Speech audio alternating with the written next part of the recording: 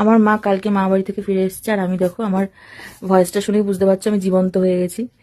মানে কাজের জন্য কিন্তু নয়, একদমই নয়। আমি কাজ করতে পারি, অনেক ছোটবেলা থেকে কাজ করি, বাট সেটা নয়।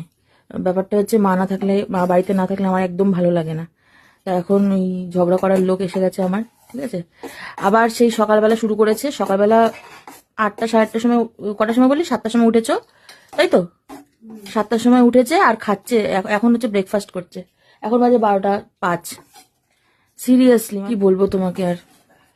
তো এখন থেকে আবার মায়ের সঙ্গে আমার ঝামেলা শুরু হলো খাওয়া দাওয়া নিয়ে। যেন এটা রোজকারের ব্যাপার, তোমরা সবাই জানো, আমি আগেও শেয়ার করেছি। তো আজকে রান্না হচ্ছে, ভাত অলরেডি বসে গেছে, আর রান্না হচ্ছে পমফ্রেট মাছ। রান্না হচ্ছে পমফ্রেট মাছের ঝাল হবে, আলু ছাড়াই হবে, এটাতে আলু দেওয়া হবে না।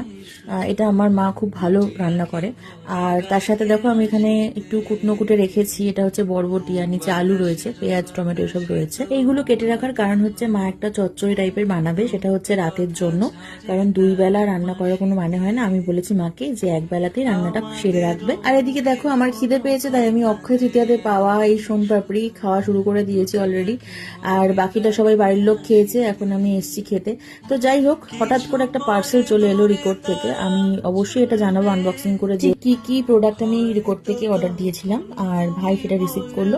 আর এদিকে আমি লাঞ্চ করতে বসে গেছি। মামার বাড়ি থেকে অনেক কিছু খাবার পাঠিয়ে দিয়েছিল, সেগুলো আজকে খাওয়া দাওয়া হবে। সব থেকে বড় কথা, আমরা 4 জনে মিলে আজকে একসাথে খেতে বসেছি, এটাই আমার কাছে সব থেকে ভালো একটা ব্যাপার।